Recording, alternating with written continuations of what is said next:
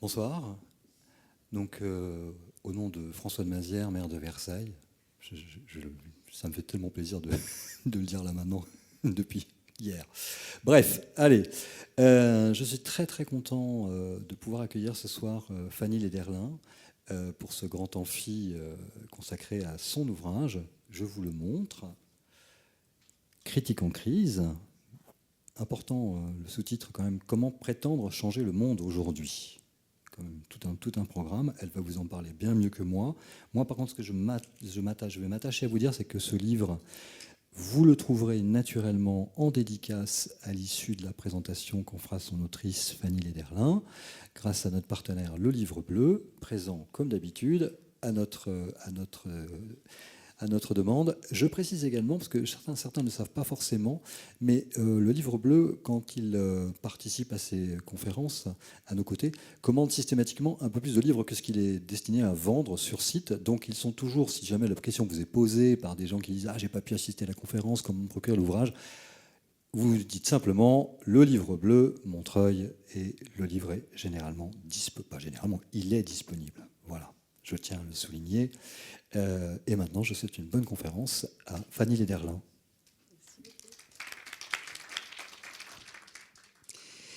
Merci beaucoup. Bonsoir à toutes et à tous et merci infiniment à l'Université ouverte de Versailles pour son invitation. Alors, je vais commencer par me présenter rapidement parce que voilà, je pense que vous êtes, pour la plupart, vous ne me connaissez pas. Après un diplôme de sciences politiques, j'ai travaillé pendant 15 ans dans le domaine de la publicité. Et à l'issue de ces 15 ans, donc à l'aube de mes 40 ans, j'ai décidé de me lancer dans une reconversion professionnelle et de reprendre des études de philosophie, études qui m'ont menée au bout d'un doctorat de philosophie politique. J'ai soutenu ma thèse en mars 2023. Et au cours de cette thèse, eh bien, j'ai eu l'occasion de publier 3 livres. Le premier s'intitule « Les dépossédés de l'open space ». Il a paru en 2020, juste avant la crise du Covid. Et il traite des mutations du travail, mutations qui n'ont fait que s'accélérer depuis la crise du Covid. Le deuxième s'intitule « Éloge du bricolage ». Et ce n'est pas un traité de bricolage au sens propre du terme, mais c'est une réflexion philosophique sur cette manière de penser et d'agir alternative à ce qu'on pourrait appeler la logique instrumentale ou la logique d'ingénieur qui triomphe à l'heure actuelle dans nos sociétés. Et puis enfin, Critique en crise est le livre tiré de ma thèse. Donc c'est le plus gros des 3. C'est un gros livre de 500 pages que j'espère le plus lisible et le plus accessible possible. Mais il faut bien dire ce qui est. C'est une somme. Et c'est de cela que nous allons parler ce soir. Donc c'est un programme ambitieux. Et je vous remercie beaucoup de vous être déplacés pour m'écouter. Alors, si j'arrive à... Oui. On peut peut-être commencer par une question. La philosophie, c'est toujours par des questions qu'elle avance. Alors commençons par la plus grosse des questions ce soir. Qu'est-ce que la critique ?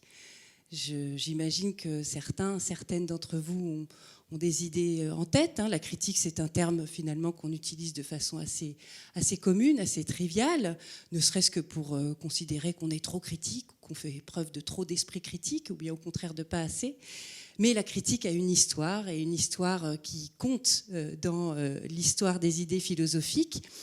Et je pourrais peut-être commencer par vous dire que c'est une disposition mentale qui remonte à l'Antiquité, où elle a été incarnée par le personnage de Socrate, Socrate qui est ici visible sur le slide et qui donc ne se confond pas avec ce personnage dont je ne sais pas qui c'est. D'ailleurs, peut-être pouvez-vous on traitera de cette question plus tard, mais je ne sais pas qui est l'autre personnage qui apparaît sur les visuels de l'université. En tout cas, Socrate, effectivement, vous le connaissez tous, c'était un philosophe. Et son enseignement... Pardon, c'est Aristote. Ah bah, je n'ai pas reconnu Aristote. Aristote, qui était aussi un penseur critique à sa manière, mais pas de la manière si spécifique de Socrate, parce que Aristote avait une école alors que Socrate n'en avait pas. L'école de Socrate, c'était l'agora. Il se promenait sur l'agora où il rencontrait les citoyens athéniens, il les abordait, il les interrogeait et même il les aiguillonnait. Vous savez que l'un des surnoms de Socrate, c'était le temps. Le temps, c'est un insecte que l'on rencontre l'été et qui ne pique pas mais mord. Un temps, c'est très désagréable.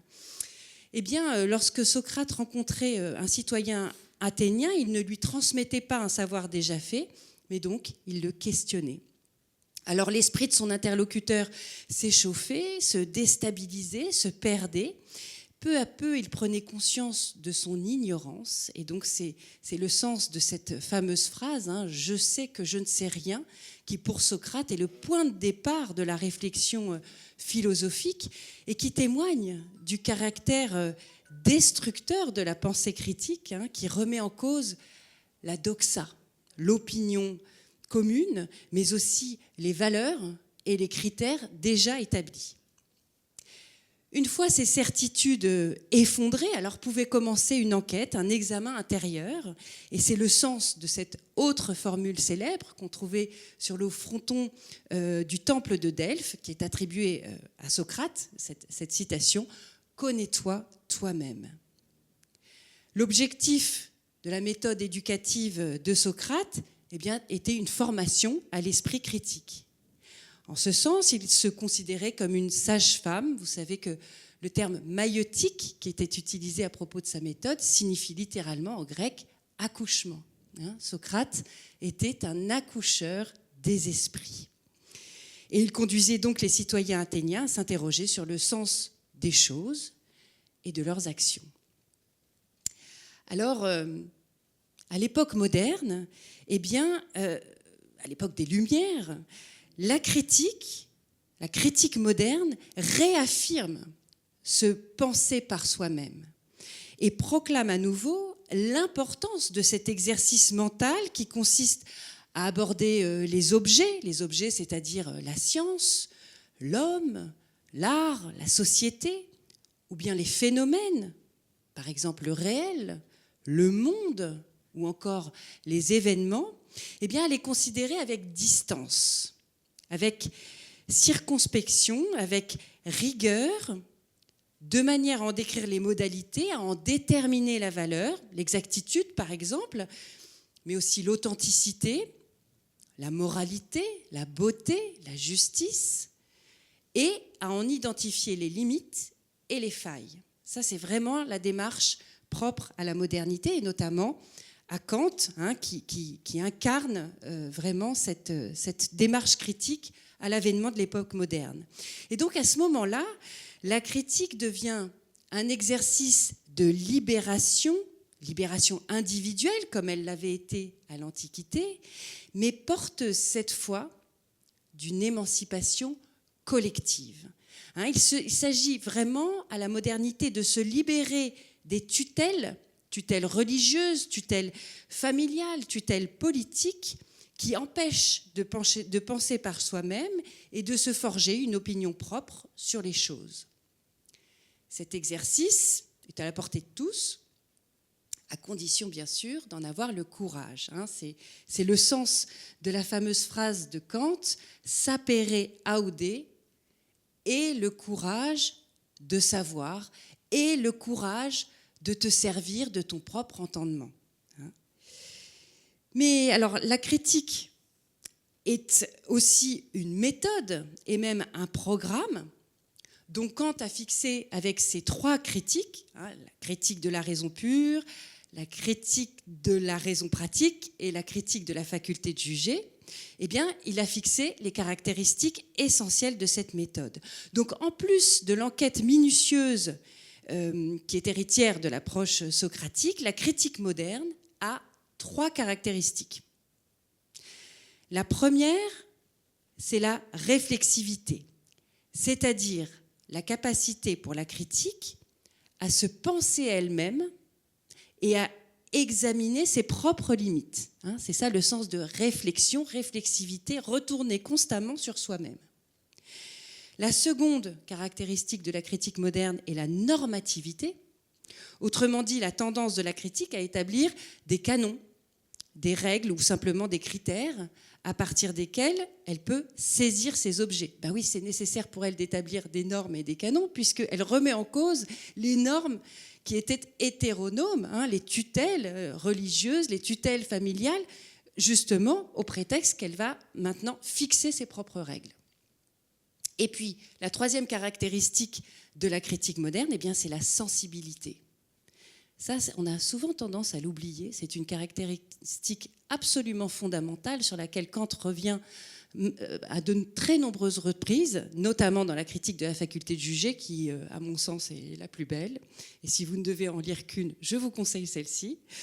Mais donc, la troisième caractéristique, c'est la sensibilité, c'est-à-dire la faculté de la critique à prendre en compte l'expérience sensible et à conformer la pensée aux objets et aux phénomènes tels qu'ils se manifestent au sens, et non seulement à l'entendement et à la raison. On va revenir sur ce point.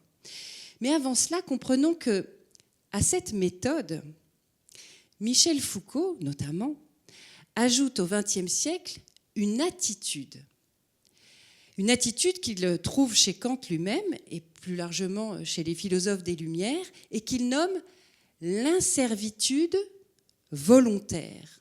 Alors vous avez peut-être à l'esprit l'écho qu'il fait à un autre terme qui est la servitude volontaire chez la Boétie qui est l'ami célèbre de Montaigne et qui au XVIe siècle se demandait les raisons pour lesquelles nous acceptions de nous faire gouverner. Comment se fait-il que les hommes acceptent d'être gouvernés ? Eh bien, il avait trouvé ce concept de servitude volontaire. À cette servitude volontaire, Foucault oppose une inservitude volontaire qui consiste, selon lui, et là je le cite parce que cette phrase est quand même assez belle, à ne pas être gouverné comme cela, par cela, au nom de ces principes-ci, en vue de tels objectifs et par le moyen de tels procédés. Pas comme ça, pas pour ça, pas par eux. Vous voyez la dimension très rebelle de l'attitude critique, une attitude qui finalement nous est assez familière, à nous qui habitons le XXIe siècle, et qui sommes contemporains de nombreux mouvements sociaux, qui vont, pour prendre les plus récents, du printemps arabe aux révoltes récentes, si sauvagement réprimées, de la population iranienne, en passant par les révoltes de la Gen Z, par exemple, à Madagascar, au Népal ou au Maroc. Il faut comprendre que cette attitude, comme du reste cette méthode, s'appuie sur ce qu'on peut nommer un rapport contrefactuel au monde. La contrefactualité, c'est la résistance à ce qui est, c'est-à-dire les faits, ce qui est donné, le donné du monde, résistance à ce qui est au nom de ce qui devrait être, au nom d'une idée, au nom d'une possibilité, au nom d'un idéal. En se situant socialement, historiquement et moralement, la critique moderne ne prétend jamais décrire objectivement ce qui est, mais elle s'éprouve toujours comme une résistance à ce qui est au nom de ce qui devrait être. Et vous commencez peut-être à comprendre le sous-titre du livre qui est « Comment prétendre changer le monde ». La critique est une pensée qui prétend avoir une efficacité matérielle sur le monde, une efficacité pratique, et qui prétend finalement le changer. Et alors évidemment, il existe un auteur qui a poussé jusqu'au bout cette logique, et cet auteur, c'est Karl Marx. Karl Marx, à qui l'on doit notamment les thèses sur Feuerbach, qui ont été publiées en 1845, et l'une des plus célèbres d'entre elles, qui est la 11e thèse sur Feuerbach, et qui stipule, non sans une certaine grandiloquence, jusqu'à présent, pardonnez-moi, j'ai oublié un L, jusqu'à présent, les philosophes n'ont fait qu'interpréter le monde de diverses manières. Ce qui importe, c'est de le transformer. Voilà tout le programme marxien. Pardonnez-moi, je vous ai entendu, alors je me permets de rebondir. Ce n'est pas forcément de la philosophie, c'est le projet de la critique. Et en effet, Marx, qui a fait des études de philosophie et qui est d'abord formé comme un philosophe, considérait que le projet de la philosophie au XIXe siècle devait se confondre avec celui de la critique. Mais vous avez raison, il y a 1000 autres façons de philosopher que de le faire de façon critique. Mais aujourd'hui, ce qui nous occupe, c'est ça. Et donc, effectivement, voilà le programme que Karl Marx fixe à la critique moderne, qui donc articule théorie et pratique avec pour visée, pour ambition, pour projet, rien moins que changer le monde, que transformer le monde. Eh bien, c'est de cette 11e thèse que je suis partie pour réfléchir finalement dans ce livre. C'est de cette 11e thèse que je suis partie en me disant, mais que s'est-il passé ? Si c'est le projet de Marx, le moins que l'on puisse dire, c'est qu'il n'a pas réussi. En tout cas, pas selon les dessins que lui s'était fixés à l'époque. Alors, que s'est-il passé ? Eh bien, j'ai cherché dans la critique et dans l'ordre du monde dans lequel elle se déploie, les raisons qui peuvent expliquer cet échec. Non pas en historienne, évidemment, mais en philosophe. Alors, pourquoi cette question est-elle importante aujourd'hui ? Avant d'entrer vraiment dans le détail de la réflexion, je me suis dit qu'il était peut-être important de revenir là-dessus. Parce que ça me paraît à moi assez évident dans la mesure où j'ai fait tout le parcours qui m'a amené à réfléchir sur ce sujet. Mais finalement, on pourrait se dire, après tout, voilà, la critique moderne n'a pas eu l'effet transformatif qu'elle espérait. Et après tout, c'est peut-être pas si grave. Il me semble que c'est grave. En tout cas, il me semble que c'est important de réfléchir à cette question, la question du potentiel transformatif de la critique, la question de savoir si la critique peut aujourd'hui encore être transformative, peut aujourd'hui encore changer le monde, tout simplement parce que le monde ne va pas très bien. Au moment où j'ai commencé à réfléchir à ma thèse, donc c'était il y a une dizaine d'années, ce que j'avais à l'esprit, ce qui me préoccupait de façon principale, était la catastrophe écologique. C'était aussi les inégalités sociales et les impasses, ce que je voyais comme les impasses du néolibéralisme. À peine 10 ans plus tard, depuis la crise du Covid, ce qu'on peut constater, c'est une sorte d'accélération de ces phénomènes et d'aggravation du malheur du monde. La dégradation de l'environnement continue sans que nous ayons prise dessus et sans même que politiquement le sujet semble être à l'ordre du jour. Les inégalités sociales se sont creusées et on peut parler de crise du travail, puisque les questions de sens, de finalité ou des conditions de travail ont surgi dans les entreprises et sur la scène politique, beaucoup plus qu'il y a 10 ans. Et à cela s'ajoute désormais, et j'imagine que vous avez toutes et tous cela à l'esprit, partout dans le monde, les menaces géopolitiques que nous savons. Donc le monde va mal. On pourrait parler de nouveaux sombres temps, pour reprendre une expression chère à Hannah Arendt, qui parlait dans les années 30 de « dark times ». Elle désignait à travers cette expression qu'elle empruntait à Brecht, les dark times, ces périodes de l'histoire où le monde s'assombrit et devient incertain. Quelque chose dans l'époque ressemble à ces sombres temps, à ces nouveaux dark times. Et donc il est de notre responsabilité morale et citoyenne de réfléchir critiquement, c'est-à-dire avec l'espoir d'améliorer, de changer un peu les choses à l'époque dans laquelle nous vivons. Alors, j'ajoute, mais très brièvement, mais parce que quand même, c'est des choses qui font partie des bouleversements actuels, j'ajoute à ce tableau déjà sombre qu'il faut aussi avoir à l'esprit les menaces spécifiques que l'émergence de l'intelligence artificielle fait peser sur le monde. Alors j'en ai identifié 4 et il ne s'agit évidemment pas ce soir de nous étendre trop longtemps là-dessus, mais gardons à l'esprit que l'intelligence artificielle fait peser des menaces sociales, des menaces éthiques, des menaces écologiques et des menaces cognitives sur le monde. Des menaces sociales, pourquoi ? Parce que l'intelligence artificielle ne fonctionne pas toute seule et que pour qu'elle puisse fonctionner, des millions et des millions de travailleurs, qu'on appelle les travailleurs du clic, travaillent essentiellement dans la zone sud de notre hémisphère, en Afrique, à Madagascar, en Inde, pour alimenter avec des données et pour corriger les erreurs de ces robots.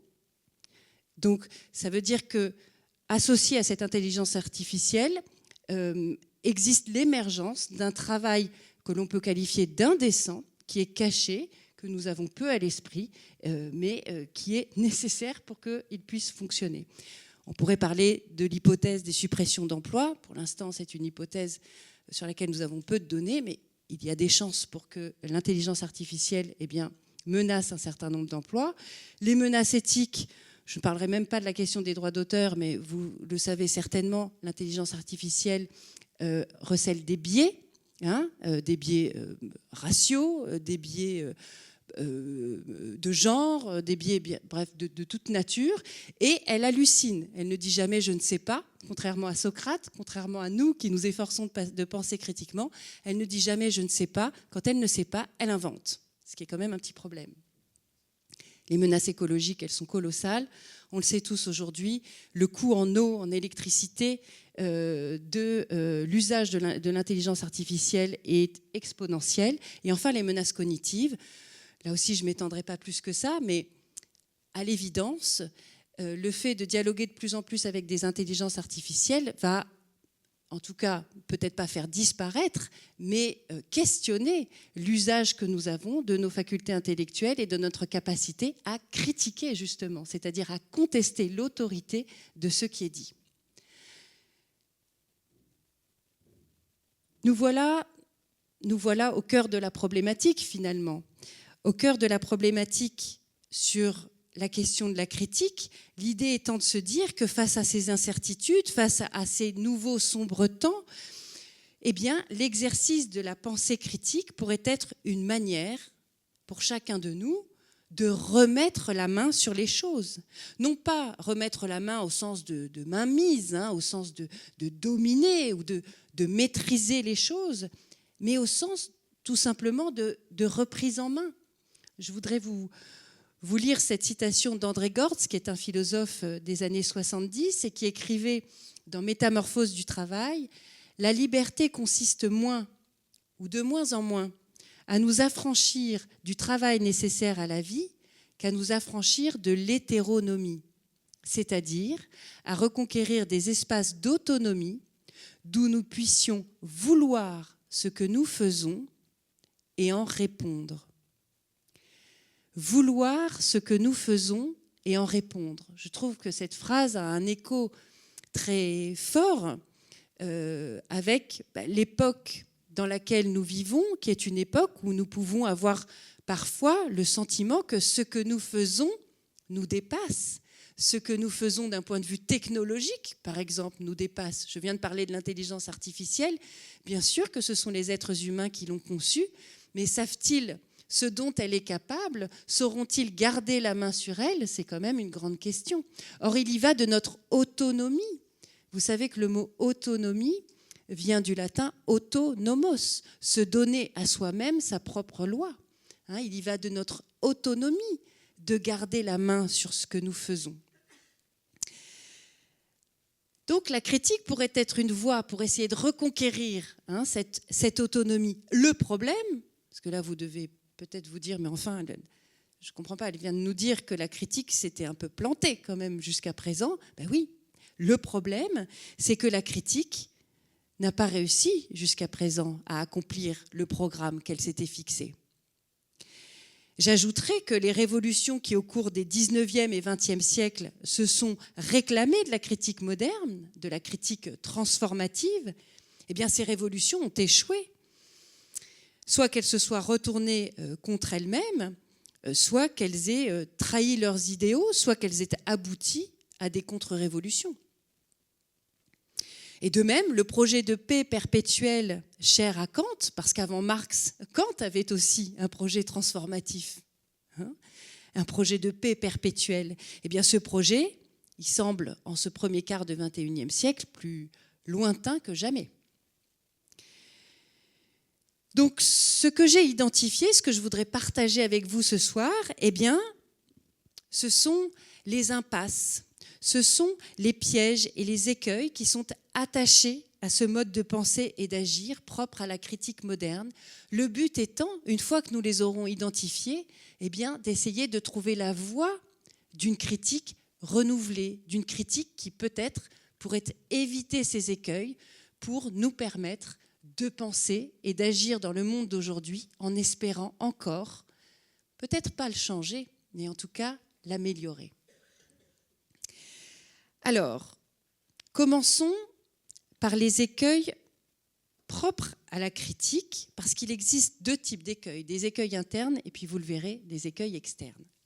Les écueils propres à la critique, eh bien, ce sont finalement les manières qu'elle a de faire fausse route, car il arrive que la critique moderne fasse fausse route, d'au moins deux façons, selon moi. D'une part, elle risque de bloquer le mouvement réflexif, son mouvement réflexif, en se laissant d'une certaine manière pétrifier par le raisonnement idéologique. Je vais y revenir. Et je vous donne d'abord l'autre voie par laquelle elle risque de faire fausse route, qui est qu'elle risque de se laisser déborder par sa négativité. Et oui, peut-être que vous aviez ça à l'esprit quand on était sur la question ouverte, qu'est-ce que la critique ? Les gens qui critiquent, souvent, on les accuse d'être un peu négatifs, d'être un peu pessimistes. Bien sûr qu'il y a de la négativité dans la critique, c'est même l'un de ses ressorts essentiels. Et quand elle se perd dans la négativité, eh bien, elle risque de tomber dans le nihilisme, qui est un piège terrible. Revenons d'abord sur les pétrifications idéologiques. Qu'est-ce que j'entends par là ? Alors, le concept d'idéologie a fait l'objet de très nombreuses définitions. Pour ce soir, je m'en tiendrai à la définition très simple et très littérale qu'en a proposée Hannah Arendt comme logique des idées. Idéo-logie. Logique des idées. Eh bien, la logique des idées, c'est selon elle le fait pour la pensée de se laisser dicter un raisonnement par une idée. On a une idée et à partir de là découlent toutes les suites du raisonnement, sans prendre la peine de vérifier s'il correspond vraiment à la situation, à l'expérience ou à ce qu'on ressent par l'essence et la sensibilité à un moment donné. Donc c'est une tentation qui est liée finalement à la faculté extraordinaire dont nous disposons et qui s'appelle la raison. La raison qui, en s'articulant à l'entendement c'est la connaissance, et à la sensibilité, donc l'expérience pratique, eh bien, nous permet d'ordonner, de comprendre et de spéculer sur le monde. Le propre de la raison étant d'aller au-delà de la description pour forger des concepts et des lois universelles. Le problème est que cette faculté extraordinaire peut receler une sorte d'ivresse qui prend la forme de l'idéalisme. L'idéalisme qui consiste à penser que le seul royaume des idées, sans référence à l'expérience au monde sensible, est le royaume de la vérité. Peut-être certaines ou certains d'entre vous connaissent-ils la métaphore de la colombe chez Kant.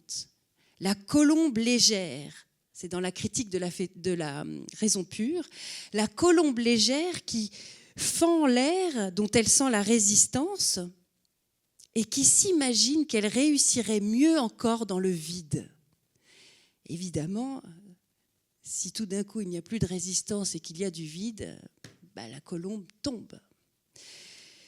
Et donc, c'est cette erreur que, selon Kant, Platon lui-même aurait commise en voulant dépasser les obstacles que le monde sensible opposait à l'entendement et qui donc s'est risqué au-delà de ce monde, sur les ailes des idées, dans le vide de l'entendement pur, où s'épanouit, sans résistance, la logique. Une erreur qui est fréquente du reste, puisque Kant estime que c'est le destin ordinaire de la raison humaine, dans la spéculation, de terminer son édifice aussitôt que possible et de n'examiner qu'ensuite si les fondements, eux aussi, ont été bien posés. Donc le danger de l'idéalisme, c'est tout simplement l'oubli de la matérialité, l'oubli de l'expérience, de la complexité et de l'impureté du monde sensible. Et c'est alors qu'on peut tomber dans le piège d'une pensée idéo-logique, une pensée de système, une pensée totalisante, qui consiste à prétendre ériger un monde cohérent ou un système où tout se tient. Ce fut le piège des totalitarismes, le nazisme faisant tout découler des soi-disant lois de la nature, le communisme faisant tout découler des soi-disant lois de l'histoire. Le deuxième blocage propre à l'idéologie, c'est la tentation moralisatrice. Le fait de prétendre ranger et même nettoyer le monde. C'est ce qui arrive lorsque l'idée se transforme en cause, au nom de laquelle il faut lutter par tous les moyens. C'est la fameuse sentence, la fin justifie les moyens. Le problème est que cette approche repose sur une vision instrumentale des êtres et des choses. Autrement dit, c'est une approche qui n'est pas éthique, qui consiste à considérer les êtres et les choses comme des moyens qui peuvent être sacrifiés au nom d'une fin qui pourrait être atteinte à l'avenir. Aussi juste d'ailleurs ces fins soient-elles. Le problème n'est pas lié à la justesse de la cause. Il peut s'agir de renverser l'ordre bourgeois, d'abolir le patriarcat, d'ériger une société écologique, peu importe. Hannah Arendt a beaucoup réfléchi sur ce sujet et elle utilise une métaphore que vous connaissez certainement pour remplacer cette sentence, la fin justifie les moyens. Vous savez, c'est cette fameuse sentence aussi qu'on utilise beaucoup en politique, on ne fait pas d'omelette sans casser deux. Dit-elle dans son journal de pensée, une fois que quelqu'un a décidé, on ne fait pas d'omelette sans casser deux, il est devenu inaccessible à ses amis, car il a d'ores et déjà décidé de ne plus en avoir. Il les a déjà tous sacrifiés, ce ne sont que des œufs. Vous voyez, la netteté du jugement d'Arendt sur cette forme de pensée, encore une fois, qui consiste à se dire que la fin justifie les moyens. Ça, c'est la deuxième pétrification idéologique, deuxième impasse, deuxième blocage pour la critique. Et à ces deux blocages, s'ajoute, pour la critique moderne, une autre impasse qui est celle du nihilisme. Alors, nous avons vu que le soupçon est nécessaire à la critique, puisqu'il est nécessaire de questionner la doxa, il est nécessaire de remettre en cause les tutelles de la pensée, les valeurs que l'on pensait acquises. Mais le soupçon doit toujours être manié avec précaution, pour ne pas tomber dans le complotisme ou le révisionnisme, et pire, dans le nihilisme. Dès le milieu du XVIIIe siècle, les auteurs de l'encyclopédie, donc Diderot et d'Alembert, voyaient dans le soupçon, évidemment, le remède à la crédulité, cette faiblesse d'esprit par laquelle on est porté à donner son assentiment, soit à des propositions, soit à des faits, avant que d'en avoir pesé les preuves. Je les cite. Et donc la crédulité était, pour les philosophes des Lumières, un vice, le vice le plus favorable au mensonge et à l'obscurantisme. Encore ont-ils pris soin d'articuler le soupçon non seulement à l'exercice de la raison, ça on a vu avec Kant que c'était très important, mais aussi à l'enquête et à la vérification par l'expérience, autrement dit à la méthode critique. Aussi distinguait-il très clairement le doute méthodique des sages, non seulement de la crédulité des ignorants, mais aussi de l'incrédulité décidée des demi-savants. L'incrédulité décidée des demi-savants. Ces termes-là, qui naissent sous la plume de Diderot et d'Alembert, font vraiment écho, à mon sens, aux complotistes d'aujourd'hui. L'incrédulité décidée des demi-savants. Donc vous voyez que dès l'époque des Lumières, l'usage du soupçon, de même que l'exercice de la raison, apparaissait comme particulièrement délicat et nécessitant de grandes précautions. Tout l'art du penseur critique consistant à ne s'y livrer, je cite encore les auteurs de l'encyclopédie, qu'à pas tremblant. Le conseil n'a pas toujours été suivi.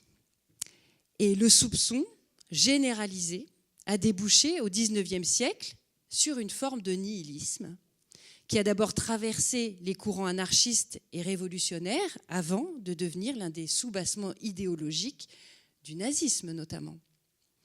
Or, ce nihilisme continue d'être une tentation pour les adeptes absolument incrédules d'une critique qui, à force de soupçons et de démolition, espère rendre le monde transparent à lui-même, en prétendant même finir par mettre en cause la réalité elle-même. À mon sens, ce nihilisme se présente aujourd'hui comme le plus grand piège que la critique se tend à elle-même. Un piège qui résulte de la tentation d'ériger ce que Nietzsche a nommé un autre monde que celui de la vie.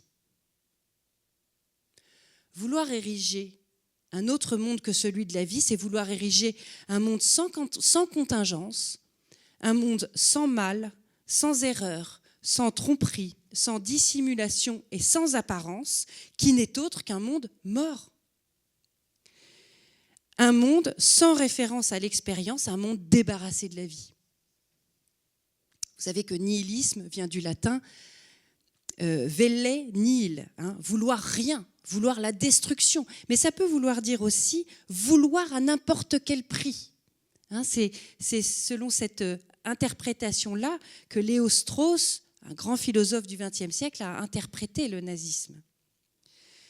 Or, le nihilisme donc caractérise sans doute aujourd'hui notre moment présent, où les gouvernants impliqués dans les affaires du monde, mais aussi bien que la myriade d'agents engagés sur les réseaux sociaux, sont tentés par une forme de déni du réel, c'est-à-dire un déni de la résistance, mais aussi de la vulnérabilité, et peut-être par-dessus tout un déni des limites propres à la réalité matérielle.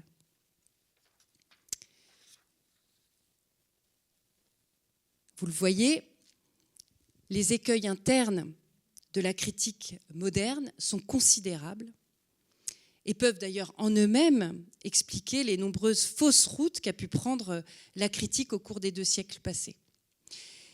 Or, à ces écueils s'ajoutent les pièges externes tendus à la critique. Alors, je passerai un peu plus vite sur ces pièges-là parce que je vois que le temps file et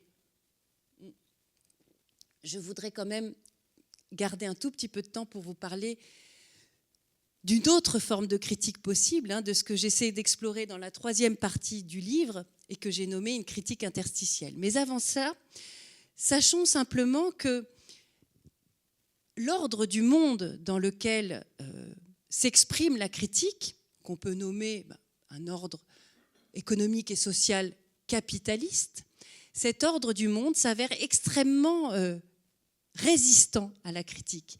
Et il y résiste de plusieurs manières, mais notamment d'une manière qui a été identifiée par 2 sociologues qui s'appellent Luc Boltanski et Eve Chiapello, et qui ont identifié dans le capitalisme moderne, le plus récent, dans le capitalisme qui a pris au cours des 50 dernières années une forme néolibérale, une capacité à capter la critique.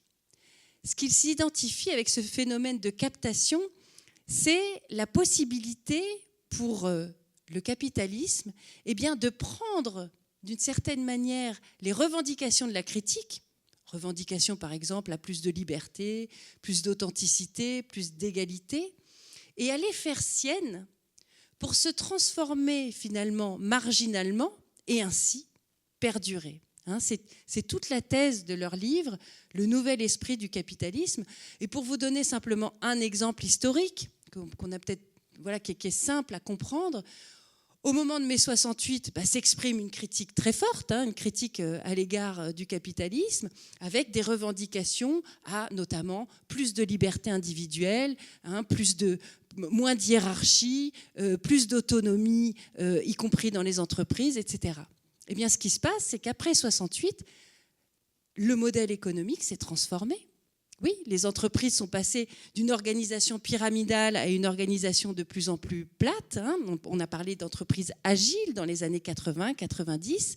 On donnait effectivement plus de place aux revendications individuelles, plus de place aux revendications au changement de mœurs, mais tout en maintenant le modèle capitaliste essentiel, le modèle structurel capitaliste. Vous voyez le genre d'analyse qui sont faites et qui montrent à quel point finalement c'est compliqué pour la critique de changer le monde si elle est d'une certaine manière digérée, captée et traduite sous une forme qui ne remet pas en cause fondamentalement l'ordre des choses. Alors, ça se passe de différentes manières, cette captation. Là, je vous ai pris un exemple parce que voilà, il est quand même frappant. Cette campagne de publicité pour Dior, c'est un pull Dior, elle est sortie en 2018-2019, donc au moment de MeToo. Et au moment donc, où ce nom de MeToo surgissait sur la place publique, et bien voilà, quelques mois plus tard, une grande marque de luxe en profitait pour vendre un pullover sur lequel il y a écrit « non, non, non, non, non ». En plus, ce nom résonne avec la critique. On peut vraiment y voir un non critique, mais c'est un non critique qui est transformé en produit de consommation. Donc, vous voyez qu'il a perdu toute sa subversion. Voilà, donc l'un des ressorts du système capitaliste. Et ça continue d'exister. Et on peut même parler, au-delà de la captation de la critique, d'une forme de saturation de positivité dans la société dans laquelle nous vivons aujourd'hui. C'est-à-dire que, je vous ai pris un exemple, ça c'est des petites photos que j'ai pu prendre au fil de mes réflexions, au fil de mes recherches, mais sur la photo de gauche, vous voyez écrit « les joyeux recycleurs ». Donc, on a un problème, le problème écologique, on a un problème, que faire des déchets, comment recycler les déchets. Et puis, voilà, tout ça est transformé d'une certaine manière, habillé, maquillé par un camion rose qui s'appelle « les joyeux recycleurs ». Alors, je ne dis pas que ça suffit à tuer la critique, mais je dis que ça crée une espèce de positivité ambiante dans laquelle il est plus difficile d'aiguiser son esprit critique. Pareil sur les transformations de travail, travailler plus heureux, qui était une espèce d'injonction comme ça qu'on pouvait trouver dans le métro, qui d'une certaine manière aussi, transforme les aspirations critiques, les questionnements sur le sens au travail en un message positif. Et j'en passe. Plus grave sans doute sont aujourd'hui les détournements de la critique qui sont liés à l'appareil algorithmique dans lequel nous vivons. Nous utilisons tous des applications, nous utilisons tous des sites internet sur lesquels nous nous rendons et qui sont l'occasion de capter nos données, puisque nous laissons des traces à chaque fois que nous utilisons des services numériques, de capter nos données et de déduire de nos données des prédictions sur les comportements que nous allons avoir. Alors, il ne s'agit pas de dire que nous vivons dans un système, évidemment, pas autoritaire, pas tyrannique, loin de là, mais enfin, de plus en plus, c'est un monde donc dominé par ces dispositifs algorithmiques dans lequel nous sommes contrôlés et de plus en plus, ou dans lequel il est de plus en plus possible de prédire les comportements qui seront les nôtres, y compris les comportements électoraux. Il existe des algorithmes qui prévoient, et pas trop mal, les comportements électoraux des citoyens. Donc, voilà encore un des éléments, je dirais, du contexte extérieur qui rend plus difficile la critique. Et dans ce contexte, triomphe ce que l'on pourrait appeler une basse critique. Alors, la basse critique, j'utilise ce terme en fait en écho aux basses lumières. Vous savez qu'au moment des Lumières est apparu aussi ce qu'on a appelé les basses lumières, qui est tout ce mouvement qui était constitué de pamphlétistes, de chansonniers, toute une population qui n'était pas une population de philosophes, mais de citoyens critiques qui placardaient des placards, imprimaient des pamphlets, plus ou moins graveleux d'ailleurs, plus ou moins justes aussi, et plus ou moins, sophistiqués, plutôt pas sophistiqués, et qui donc ont contribué à la Révolution française. Il y a des études d'historiens qui montraient à quel point ces chansons, ces pamphlets faisaient partie de l'esprit critique du temps. Mais ça reste des basses lumières, c'est-à-dire que ce n'est pas de la grande philosophie. Et bien de la même manière, nous assistons aujourd'hui à l'émergence et même au triomphe, et je pense aux réseaux sociaux notamment, d'une basse critique. Le complotisme est une forme de critique. Mais c'est une critique qui, pour le coup, n'est pas scrupuleuse, qui, pour le coup, n'est pas méthodique, qui, pour le coup, n'avance pas à pas tremblants. Donc, voilà, nous vivons ce qu'on pourrait appeler un moment hyper critique. Or, il se trouve que ce moment hyper critique, loin d'être, une source d'espoir, coïncide avec la crise de la critique. Et donc, c'est avec cela qu'il faut faire, comprendre que ce sont des formes corrompues de la critique qui triomphent aujourd'hui, qu'on appelle basse critique ou critique séparatiste, critique escapiste, tout cela pourrait être développé, mais ce n'est pas là-dessus que je veux m'attarder ce soir. Alors, on en arrive à un point d'achoppement.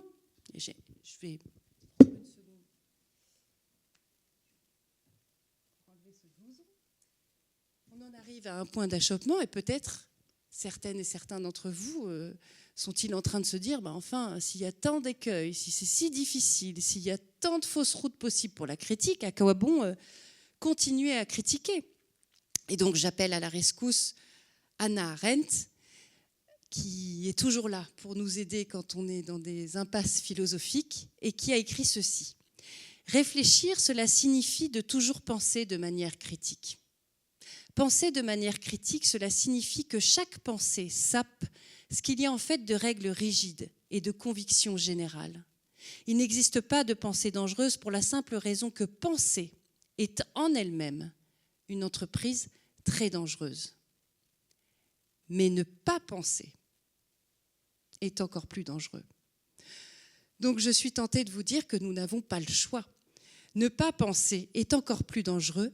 Nous devons continuer à penser, et puisque Arendt considère que penser, c'est toujours penser de manière critique, dans le sens où c'est toujours remettre en cause les préjugés que l'on croyait acquis, nous n'avons pas d'autre choix que de continuer à exercer notre faculté critique. Mais la voie que je vous propose, pour éviter les écueils et les impasses que nous avons identifiés, c'est la voie d'une critique que l'on pourrait nommer interstitielle. Une critique qui se loge dans les interstices, qui ne cherche pas tant à changer le monde, qui même refuse de changer le monde. Une critique qui n'est pas révolutionnaire, mais une critique qui cherche à ouvrir dans le monde, un monde qui est un monde nature, où nature et artifice se confondent. Ça, c'est aussi un point important, mais pas le temps de développer, mais qui cherche à ouvrir dans le monde nature des petits espaces de liberté, de viabilité, de justice. Donc vous le voyez, c'est une critique modeste. Alors j'ai pris cette image du gruyère la représenter, parce qu'évidemment, il s'agit de faire des petits trous dans le monde et de le faire de façon extrêmement modeste. Alors, comment faire ? J'identifie 3 voies. Je ne vais pas les développer, évidemment, mais elles figurent bien dans la 3e partie du livre. La première voie, c'est penser en mouvement. Ne pas cesser de penser en mouvement. La 2e, c'est critiquer toujours depuis l'autre. Et vous allez le voir, y compris depuis un autre que soi. Un autre que soi que l'on peut toujours aller chercher en soi lorsque l'on réfléchit. Et enfin, agir dans l'incertitude. Alors, penser en mouvement, eh bien oui, parce qu'on a vu que les écueils de la critique, c'était essentiellement des écueils liés à un blocage, une pétrification. La critique se perd quand elle s'arrête. En fait, la critique ne doit jamais s'arrêter. Alors, on peut se poser peut-être une première question. Qu'est-ce qui déclenche le mouvement de la critique ? Ah oui ?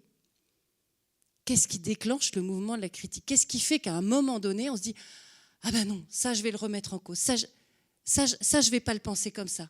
Ça, je vais le questionner, ce préjugé. » Si on ne rencontre pas Socrate, comment on fait ?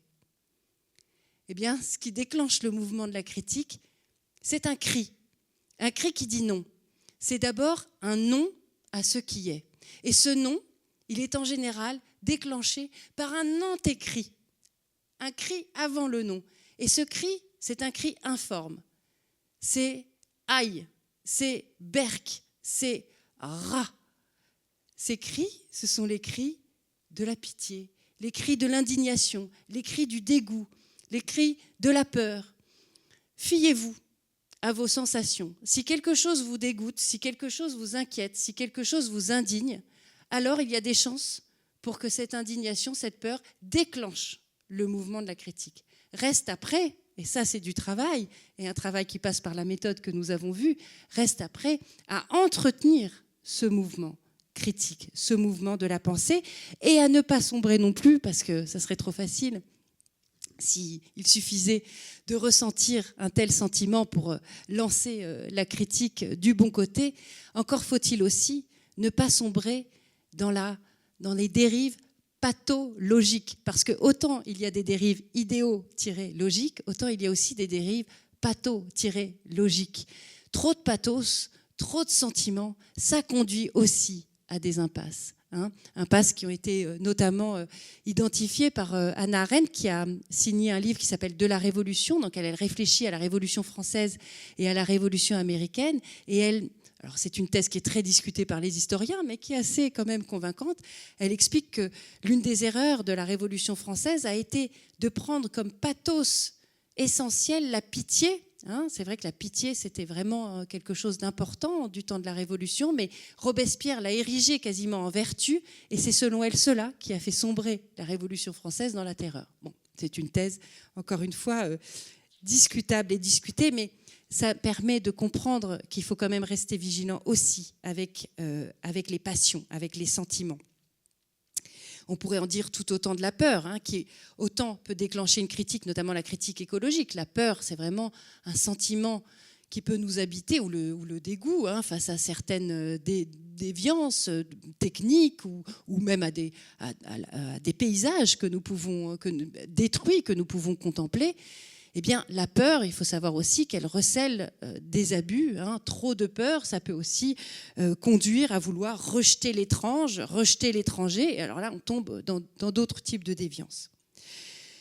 Donc, jamais rien n'est simple avec la critique, mais pour maintenir ce mouvement de la critique, eh bien, il faut sans cesse maintenir la contradiction, se contredire, dire contre soi. Et ça nous amène aussi à la question du critiquer depuis l'autre. Critiquer depuis l'autre, alors ça, les Lumières l'ont bien vu, l'ont bien identifié. C'est pour ça que j'ai pris une illustration qui est une femme persane du XVIIIe siècle. Les Lumières se sont beaucoup intéressées à l'Orient. Et c'est depuis l'Orient qu'elles ont pu avoir un point de vue, je dirais, à distance pour penser l'Occident. Alors bien sûr, là aussi, penser depuis l'Orient, ça recèle des écueils parce qu'il y a ce fameux écueil de l'orientalisme, qui a été identifié notamment par Edward Said et qui montre que finalement l'orientalisme, ça a été une manière pour l'Occident de se faire valoir. Donc il faut faire toujours attention, bien sûr, quand on pense depuis l'autre, à ne pas le phagocyter, à ne pas se l'approprier. Donc, penser depuis l'Orient, pourquoi pas? Penser depuis les tropiques aussi, pourquoi pas? C'est ce que propose notamment l'ethnologie. C'est ce que fait Claude Lévi-Strauss. Mais là aussi, il essaye de penser depuis les tropiques tout en constatant dans Triste Tropique qu'il n'y a peut-être plus de tropiques, que ce qu'on appelait les tropiques, ça a peut-être déjà disparu. Alors qu'est-ce qui nous reste? Il nous reste l'imagination. Penser depuis l'autre, ça peut être un comme si. Penser comme si nous étions orientaux, comme si nous étions arabes, noirs, femmes, juifs, etc. Je pense à tous les autres de l'universel des Lumières. C'est bien cela, penser depuis l'autre. C'est en appeler par l'imagination les multiples représentations du monde, les multiples polarités qui peuvent exister et qui nous permettent d'élargir notre pensée.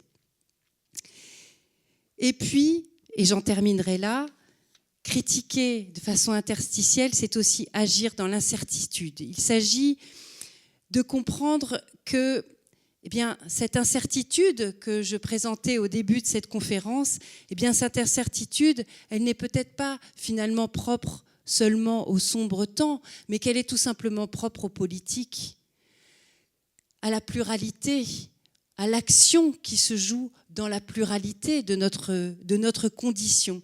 La critique interstitielle n'a, selon moi, pas vocation à résoudre les problèmes, mais au contraire à s'y ouvrir, en appréhendant ce qui est, le réel, le corps social, l'ordre dominant, aussi bien que ce qui devrait être, une société plus juste et plus viable, à les appréhender comme des phénomènes de la vie dont les agents de la critique, pluriels et interdépendants, font eux-mêmes partie. Vous voyez, le mouvement de la critique revient aussi dans la question de l'agir. Donc il s'agit de déployer une pensée et une action qui ne s'entendraient pas comme une prise de contrôle extérieure et programmatique du monde, mais comme une tâche mouvante, incertaine, visant à créer de nouveaux possibles. Et pour cela, en fait, Marx avait tort. Il faut continuer d'interpréter le monde. La pratique critique, le fait de changer le monde, ne s'oppose pas à son interprétation. Au contraire, interpréter le monde, ça ne veut certainement pas dire le décrypter. Ça ne veut certainement pas dire le transformer en un langage numérique binaire. Ça ne veut certainement pas dire le réduire à un calcul, mais ça veut dire sans cesse essayer de lui donner de nouvelles significations. Le monde nous appelle, il faut répondre, écrit Marc Hunyadi dans L'homme en contexte. C'est vraiment ça, interpréter le monde, c'est être pris par le monde, percevoir le monde et essayer de lui donner non pas un sens, mais des sens multiples, constamment ouverts et constamment remis en cause par le dialogue avec les autres. Donc, interpréter le monde, mais aussi lui appartenir. Parce que l'un des écueils de la critique qu'on a évoqué, le nihilisme, consiste à fuir le monde, à considérer que, tant pis, le monde est mauvais, le monde est sombre, tant pis, qu'il fasse sans moi. Et moi, je me réfugie où je peux, dans ma sphère privée, dans ma grotte, peu importe. Mais non. Pour critiquer le monde, il faut accepter de lui appartenir. Cette appartenance au monde qui s'oppose, selon moi, à la question de la propriété qui a été si importante au XVIIIe, au XIXe siècle, l'appropriation propre à notre modernité. Non, à cette appropriation, je pense qu'il est nécessaire aujourd'hui d'opposer quelque chose, un mode d'être au monde qui relève de l'appartenance. Nous sommes du monde et pas seulement au monde, disait Hannah Arendt. Cette phrase est très, très forte quand on y pense. Ça veut dire que ce que nous sommes chaque jour contribue à faire le monde. Voilà comment nous pouvons peut-être contribuer à le changer, en commençant par se demander ce que nous y faisons chaque jour. Et enfin, dernière manière d'agir dans ce monde incertain, entretenir le monde. Et oui, entretenir le monde, c'est finalement, vous voyez, on est parti de la critique et on arrive presque à quelque chose qui ressemble à une éthique du care. Il s'agit de prendre soin du monde. Il s'agit de prendre soin des choses. Les choses sont inachevées. Elles sont en permanence en train de se faire, écrivent 2 sociologues, Jérôme Denis et David Ponty, qui ont signé un livre magnifique que je vous conseille, qui s'appelle « Le soin des choses », et qui est en fait une enquête sociologique qu'ils mènent auprès des agents de la RATP. Ils commencent par se demander, au départ, leur projet, c'est tout simplement de suivre des agents et de voir comment ils travaillent au quotidien. Et puis, ils s'aperçoivent qu'une part immense de leur travail consiste tout simplement à nettoyer les wagons, à maintenir les rails, à nettoyer les plaques j'oublie ce matériau, les plaques du métro qui sont faites en émail, absolument. Les plaques en émail qui rouillent très facilement. Bref, ils suivent comme ça ces agents de la RATP et cela leur inspire une réflexion extrêmement profonde sur la question de la maintenance. La maintenance des objets qui doit en fait être articulée à la réflexion que nous devons continuer et même, je dirais, accélérer sur la question de la préservation de la nature, les 2 étant liés. Donc voilà, appartenir au monde, interpréter le monde, entretenir le monde, telles sont, selon moi, les voies d'un agir critique renouvelé qui permettrait peut-être bien de sauver ce qui peut l'être dans le monde dans lequel nous vivons. Et une voie pour laquelle il me semble que la piste du bricolage pourrait être un premier chemin. Voilà, vous voyez, je fais le lien avec un autre de mes livres. Je vous remercie.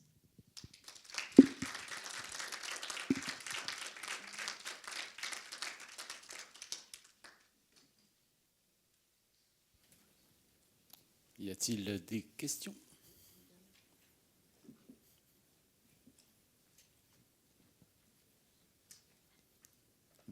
Madame ? Merci. Très posément, vous avez parlé d'idéologie par rapport à l'hitlérisme, au nazisme. Bon. Mais est-ce que vous pensez que la religion, en tant que système idéal et d'idées complets, est une idéologie dans la mesure où si on touche une brique de ce système, le système s'effondre.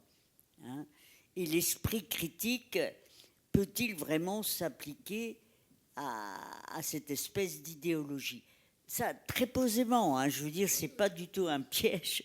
Non, c'est une question qui m'intéresse en tant que pensée complète. Une religion, c'est une pensée, un système complet de pensée. J'espère que j'ai été claire. Merci Madame, vous êtes très claire et c'est une question tout à fait importante. Je répondrai en 2 temps. Tout d'abord, vous l'avez vu, la critique moderne, donc qui apparaît aux Lumières au XVIIIe siècle, il faut bien le rappeler, historiquement, naît en opposition avec les religions. Pas la religion, mais les religions. L'idée étant de se libérer des tutelles de la pensée parmi lesquelles les philosophes des Lumières placent les religions.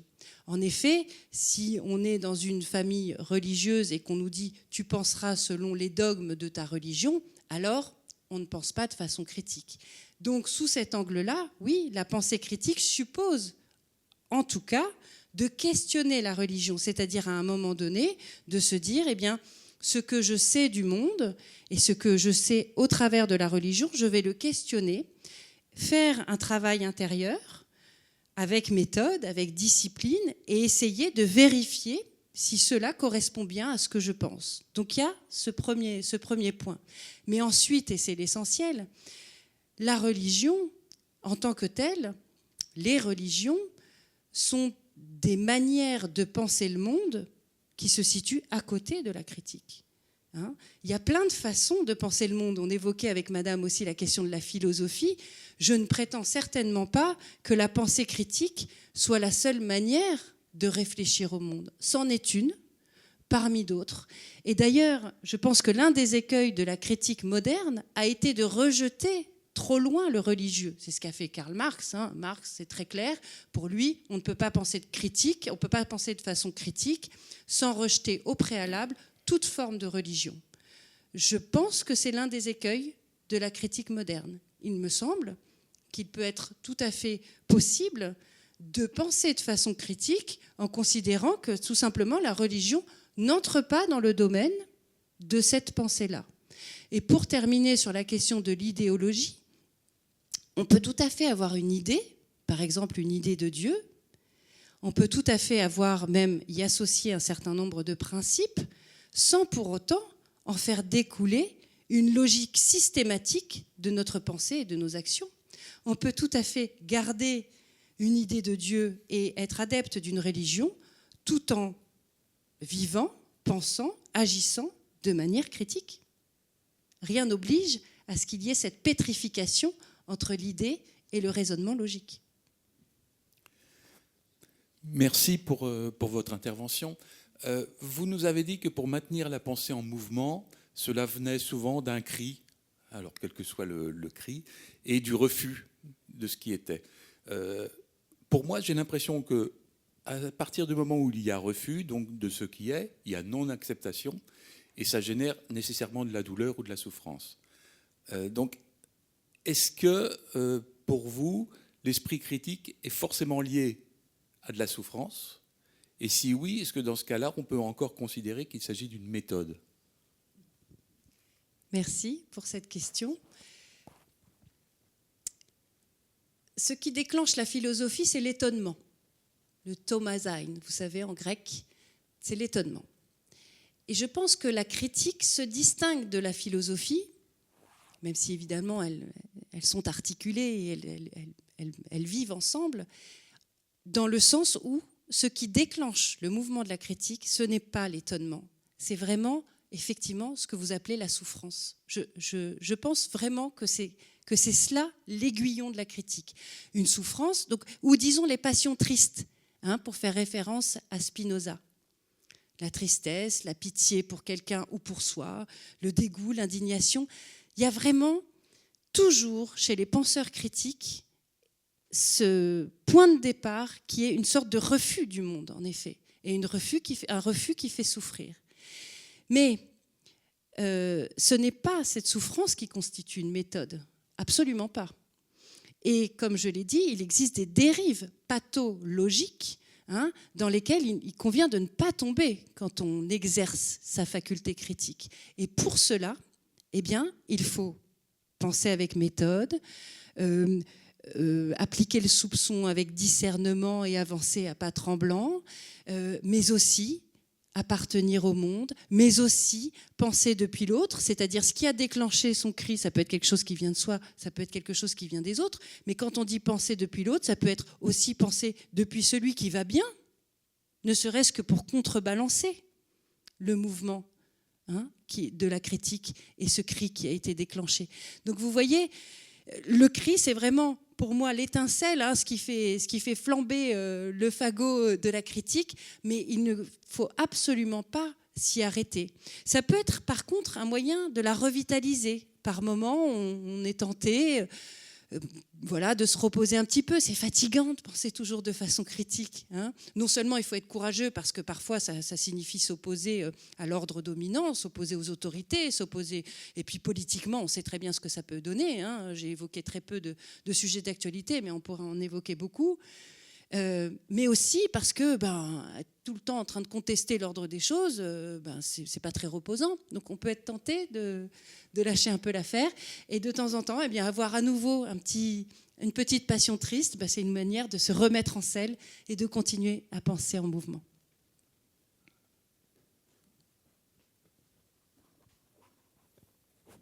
Oui, merci. Moi, je voudrais réagir sur ce que vous avez expliqué sur la captation de la critique. Et je trouve que vos mots sont un peu sévères parce que quand on dit, par exemple, s'il y a justement des souffrances, du mal-être, etc., et que c'est pris en compte dans les entreprises, on parle de bien-être au travail. Évidemment, il y a un côté hypocrite, il y a un côté exagéré. Néanmoins, on adresse quand même une souffrance de certains salariés. De même que mai 68, on ne peut pas dire que ça a fait une révolution, mais ça a fait des évolutions. Les étudiants disaient on nous apprend les intestins du lapin, on ne sait pas comment fonctionne une banque, voilà. Eh ben, l'enseignement a évolué. Donc, de ce point de vue-là, ces critiques ont participé à la transformation positive du monde. Et donc, je suis surpris que vous rangiez ça dans la catégorie des écueils. Puisque pour moi, c'est une façon de le faire évoluer. Et c'est toute la différence entre révolution et évolution, si vous voulez. Mais moi, je ne suis pas forcément maximaliste et je voudrais vous entendre, que vous développez un petit peu plus cette... même si je suis conscient qu'il y a des abus. Hein. Merci. Merci pour cette question. Vous avez tout à fait raison et ça me permet effectivement de préciser les choses et puis peut-être d'apporter quelques nuances à mes propos. Vous avez raison. Alors d'abord, historiquement, on distingue en effet la critique radicale et la critique qu'on pourrait dire réformiste. Hein, et ces deux critiques, d'ailleurs, on les retrouve dans les courants politiques, hein, notamment à gauche, avec la gauche révolutionnaire et la gauche social-démocrate, mais aussi dans les courants de droite. Hein, et les syndicats, absolument. Et ça me permet, votre question me permet aussi, peut-être, parce qu'on a dit beaucoup de choses un peu sombres, mais d'ajouter une touche positive. C'est vrai que la critique a changé beaucoup de choses. Par exemple, si on pense au 19e siècle et à ce qu'était la condition ouvrière, on voit qu'aujourd'hui, même si les conditions de travail connaissent de nouvelles difficultés ou font l'objet de nouveaux débats, eh bien, la condition des travailleurs, globalement, s'est nettement améliorée. Le temps de travail, le repos, les salaires, tout cela, effectivement, a été amélioré et la critique a joué son rôle là-dedans. Vous avez tout à fait raison. Mais simplement, la 11e thèse sur Feuerbach de Marx, ce qu'elle adresse, effectivement, c'est un changement radical. Changement radical, donc disparition du capitalisme et émergence de la société communiste. Hein, c'était ça que désirait Marx. Cela n'a pas eu lieu, en revanche. Et ce qui est intéressant dans l'analyse de Chiapello et Boltanski, c'est qu'ils identifient dans le capitalisme, finalement, une structure économique et sociale extrêmement plastique. Ça, je trouve ça intéressant de le savoir. Vous avez dit vous-même, bon oui, je sais qu'il y a des abus. Ben oui, il y a quelques abus. Et je pense notamment à la critique écologique, qui est quand même un sujet qui est aujourd'hui à l'arrêt, quoi. Alors, pour tout un tas de raisons, mais on est face à une urgence qui ne cesse de s'accélérer, on le sait tous et toutes. Les scientifiques ne cessent de nous le rappeler et on voit bien qu'il y a quelque chose qui n'arrive pas à prendre du côté des décisions politiques, du côté de la société civile. Alors qu'est-ce qui freine ? Il se trouve que j'ai travaillé quelque temps en entreprise et du côté de la communication, je sais bien ce qui est fait de cette idée de transition écologique, de développement durable, etc. Et je sais bien que la communication permet d'habiller ces termes, de les tordre un peu pour faire valoir un certain nombre d'avancées qui sont des petites avancées, mais sans avoir à remettre en cause la structure productiviste de notre modèle. Donc il y a quand même quelque chose de l'ordre d'une captation.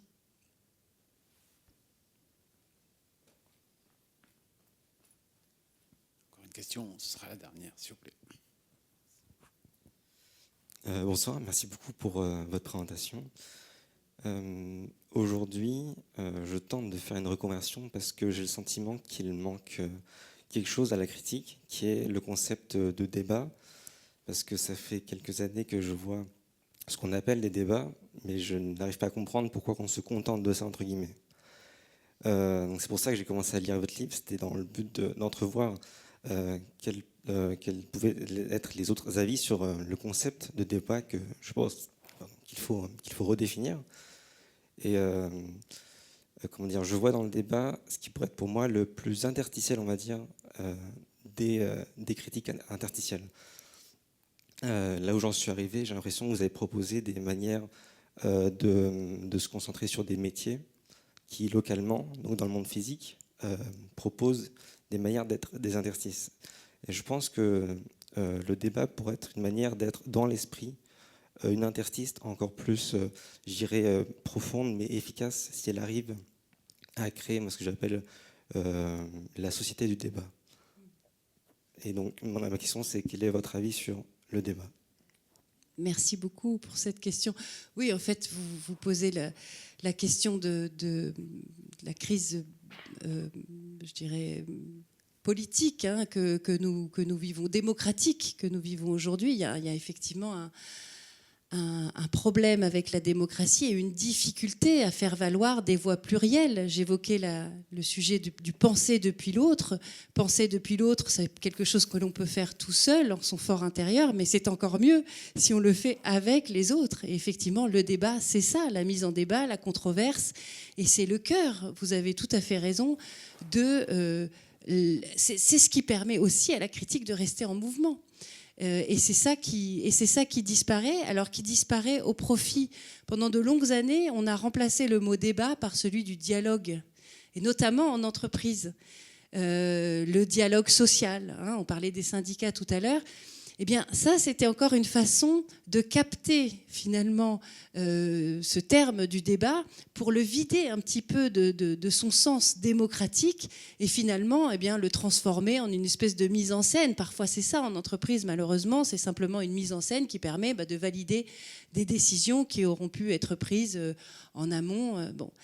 Donc, bien sûr que la question du débat démocratique est fondamentale. Ce n'est malheureusement pas un sujet sur lequel vous trouverez des réponses dans le livre. Donc, c'est trop tard si vous l'avez déjà. Mais ce n'est pas sur cette question démocratique particulière que j'ai réfléchi. Mais alors, ce que je vous conseille, c'est peut-être de lire ce qu'a écrit Hannah Arendt sur la question des conseils. Parce qu'elle s'intéressait beaucoup aux institutions, Hannah Arendt, et elle opposait au système des partis qu'elle trouvait, pour un certain nombre de raisons néfastes, elle opposait au système des partis les conseils, c'est-à-dire les soviets pendant la révolution bolchevique, mais les conseils aussi qui ont été les conseils hongrois en 1956, au moment de la révolution hongroise. Et elle y voit, dans ces petites républiques, elle les appelle aussi comme ça, en référence à Tocqueville, bien une manière de régénérer le débat, alors plutôt au niveau local. Bien, merci Madame Le Verlin pour cette conférence. Merci beaucoup.